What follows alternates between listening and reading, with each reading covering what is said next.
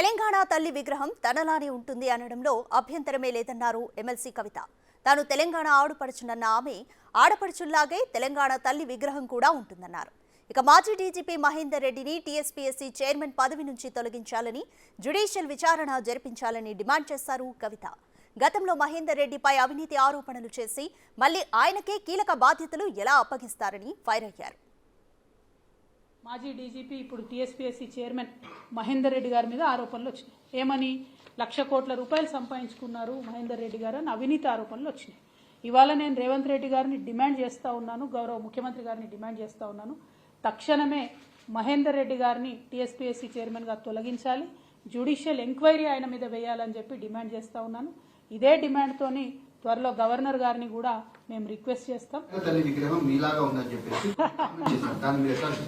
నేను కూడా తెలంగాణ సగటు ఆడబిడ్డనే కదా, నేను ఎట్లుంటాను, మిగతా ఆడబిడ్డలు ఎట్లుంటారు మా తెలంగాణ వాళ్ళు, గట్లే తెలంగాణ తల్లి ఉంటుంది.